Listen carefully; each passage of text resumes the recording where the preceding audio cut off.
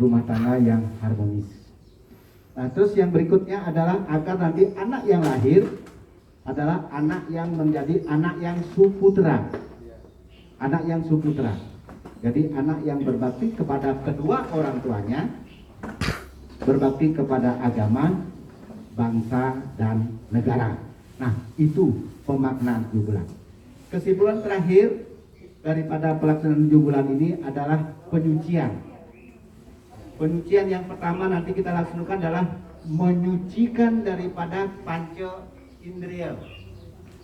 Panca indriya itu kita sucikan semua. Matanya dicucikan, hidung dicucikan, telinga dicucikan, lidah disucikan, kulitnya disucikan sami. Makanya ini wenten pesiraman. Jangan sampai orang di lagu orang bilang lidah tanpa tulang. Lidah tanpa tulang. Nah, ini dari segi panca indriyanya. Dari segi panca budindriyanya kita akan bersihkan. Yang pertamanya adalah karena sebagai penggerak, tangan dibersihkan. Setelah tangan dibersihkan, kaki dibersihkan. Setelah kaki dibersihkan, badan dibersihkan. Ya, terus yang berikutnya, kemaluan dibersihkan. Yang kelima adalah pelepasan dibersihkan. Ini semuanya sakral. Ini semua kita bersihkan. Dan nantinya agar yang lahir ini betul-betul menjadi anak yang sempurna, anak yang berkualitas, dan kita jaga secara fisik. Sekarang secara fisik ibu dan bapaknya harus makan sesuai dengan aturan kesehatan. Nah, pembersihan dari pancotan maternya, ya, pembersihan dari pancotan maternya ini yang paling riskan. Yang pertama disebut dengan sabda. Makanya lagi hamil, hati-hatilah berbicara. Hati-hatilah berbicara. Kalau tidak perlu, tidak usah bicara. Kendalikan bicaranya itu. Karena bicara akan menimbulkan dampak yang sangat besar. Untuk itu hati-hati berbicara.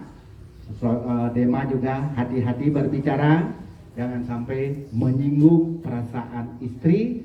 Yang sekarang istri adalah lagi bertapa, lagi bermeditasi. Begitu juga Dema sama-sama melaksanakan pertapaan itu.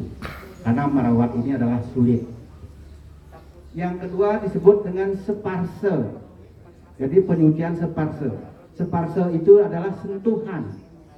Nah, kalau kita masih merasa disentuh itu enak dan terasa, itu masih sempurna. Tapi kalau sudah disentuh tidak terasa, nah berarti itu harus kita cek ke dokter. Berarti memerlukan perawatan yang lain. Yang kedua, yang perlu disucikan kembali adalah rupa.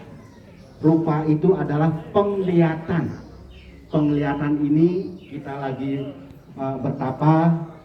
Seperti kuda orang bilang harus di bemper kiri kanan, tidak boleh melirik ke kiri dan ke kanan.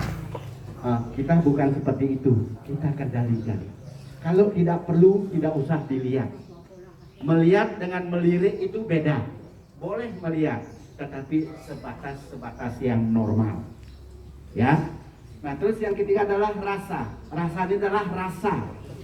Semua yang muncul itu adalah dari rasa. Kalau udah rasanya enak, perusahaannya nyaman, semua itu akan dikalahkan oleh rasa.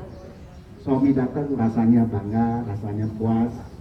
Jangan sampai suami datang merasa tidak nyaman. Nah, itu tidak boleh. Yang terakhir adalah ganda. Ganda adalah penciuman.